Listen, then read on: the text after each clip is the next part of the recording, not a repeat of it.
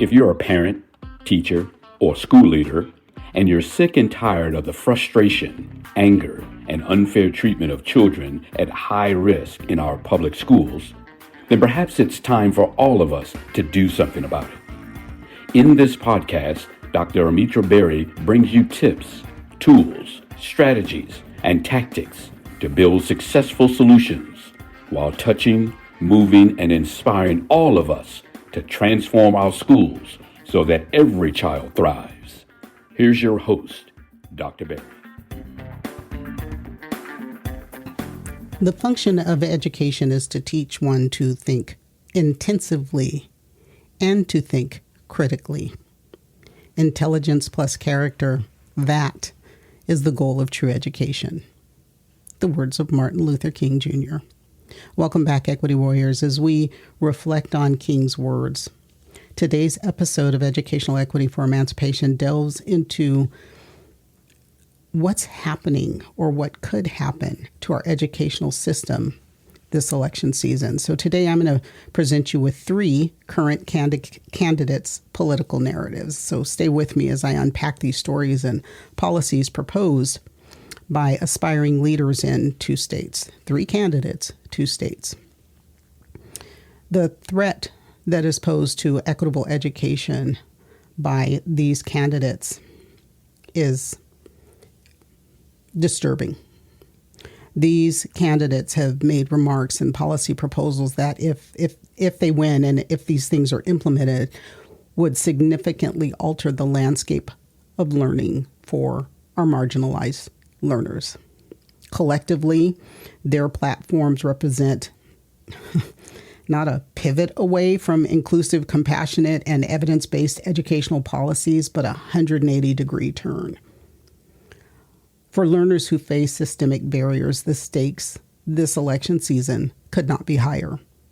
So as you listen today and reflect on the potential direction of education under these individuals that I'm highlighting and others that I will get to in the future, it should become clear that the progress that's made towards educational equity will be halted or reversed, threatening the freedom that education, the emancipation that education should rightly deliver to every learner.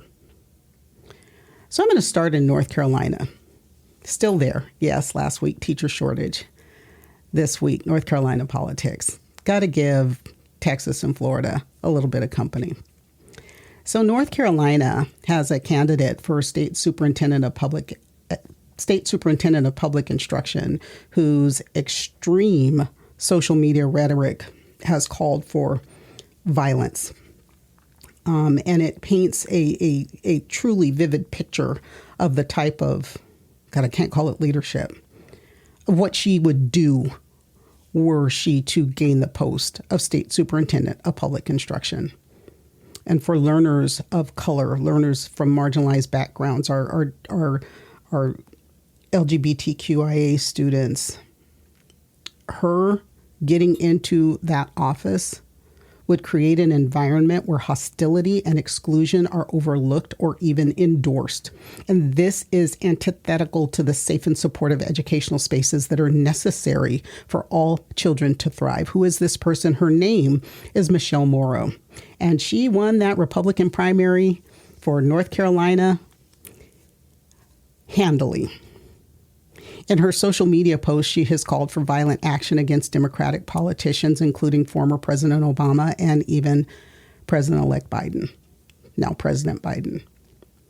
She is a conservative, MAGA conservative, activist, a homeschooler who has zero background in education. She doesn't put her own children in the public education system, yet she wants to run it. She's vocal on Twitter, X, her views about conspiracy theories, QAnon theories. She's putting all that out there. She has suggested televised executions. Her rhetoric is violent. Her campaign focuses on parental rights. But I want you to go back and listen to episode 61, where I address the topic of parental rights. She's also taken a very firm stance against, of course, critical race theory. And I've addressed the truth of critical race theory as it relates to public education in multiple episodes. I had to go back and look 5, 7, 22, 38, 57, 70.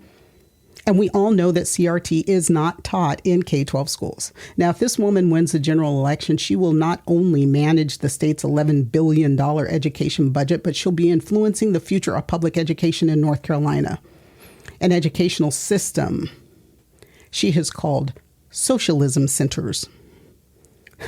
This woman advocated for a constitutional amendment to dissolve the State Board of Education. She wants to get rid of the State Board of Education. Now, her views don't stop at education. She promotes QAnon theories, like I said, and unfounded claims about celebrities. You know, you've heard them. We have to question her role, her fitness for a role that would significantly shape the educational experience of children in North Carolina. That's one. Now, in a worst case scenario, still in North Carolina, the state's highest office could be won by Republican gubernatorial nominee Mark Robinson, who is currently the state's lieutenant governor. And you want to talk about a man whose comments have sparked a firestorm? This guy has taken aim at so many groups. There are multiple allegations that he's a bigot. I'd have to join that chorus. He's made comments that have been called anti-Semitic, homophobic, anti-Muslim, misogynistic. And when he's taken to task over those remarks, he says that he's the one being unfairly targeted. Then he pulled this bullshit victim card on a podcast that has its own history of controversial, racist, anti-Semitic, homophobic, anti-Muslim, and misogynistic statements. What he says, Mr. Robinson, is that his opposition fears the influence of a conservative black man like him, especially since he aligns with former President Trump's policies. He says his potential success might inspire a shift in how black voters view the Republican Party. Now, I say it all the time, not all skin folk. But I just cannot make sense of someone who works vehemently against their own best interest. His strategy seems to be one of portraying himself as a victim of left-wing attacks, which is, again, bullshit, given the context of his anti-Semitic, anti-Muslim, misogynistic remarks. So, North Carolina, y'all got some work to do. You need to get the truth out before the election. I'm going to move on to Indiana and our last anti-DEI candidate for today, a man by the name of Curtis Hill. He was once the state's top lawyer. He's now running for governor and is hoping to, in my humble opinion, destroy education. He's got a plan that's all about cutting out programs focused on diversity, equity, and inclusion in schools. He says he's pushing to focus more on subjects like reading, writing, math, and civics. He says this back to basics way is key to making sure students can become smart voters and workers. He wants to make some big changes like closing down the state's office that deals with equity in schools, of course, and cutting funding for any DEI activities. He also wants to make schools more independent from the state government. Could he be another looking to get rid of the State Board of Education? His plans will leave out students who need DEI programs to succeed, and while his camp might argue that focusing on the traditional subjects is what's needed to get students ready for the future, from a personal place, I recall a meeting I had years ago with the Indiana State Department of Education, and I recall working with folks in that state. Their problem is not DEI. The problem is attracting, training, retaining qualified educators who can teach based on the science of reading and mathematics, people who are willing to stay and work with the children in the state.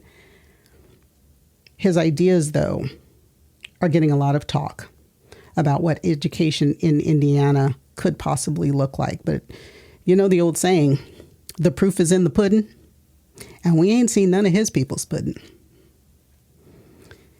My listeners, those of you committed to educational equity, it is vital to turn concern into action. 3 strategies today to counteract the potential impact of politicians whose policies might harm marginalized learners. This is not just for Indiana and North Carolina. This is for everyone. Number 1, participate in the electoral process. not just in national elections. You hear me say it all the time at the state and local levels where education policy gets decided. Research your candidates thoroughly, look beyond the headlines, understand their track records and their platforms.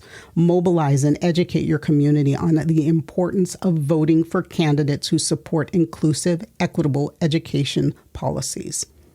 Number 2, become an advocate for marginalized learners. Raise awareness about the implication of harmful education policies. You can do this through social media campaigns, writing op-eds, participating in community forums, or even engaging in peaceful demonstrations. You can even like, subscribe, and share these podcasts. Amplify the voices of the people who are affected so that you can build a collective call for change that's harder to ignore. Number 3, what is the best defense always? A strong offense. So support and volunteer for organizations that actively work towards educational equity.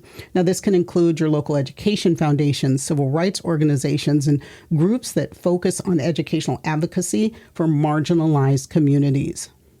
Time, donations, voice, all of these provide the initiatives with the resources that they need to succeed. The quest for educational equity, again, doesn't just end with our conversation. It doesn't end at the end of this podcast. It's up to each and every one of us to be a catalyst for change. Educate, engage, empower yourself and the people around you. Stand up for the rights of every learner to have an education that celebrates diversity, that champions equity, and includes everyone. Be the voice at your local school board meetings. Be the presence in the voting booth, and be the advocate in your community.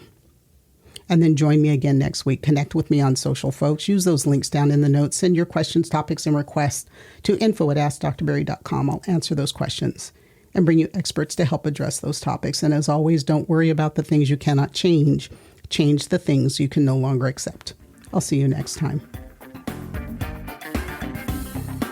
That's it for today's episode of the 3E Podcast. Head over to iTunes and subscribe to the show. One lucky listener every single week that posts a review on iTunes will win a chance in a grand prize drawing to win a $25,000 value private VIP day with Dr. Berry herself.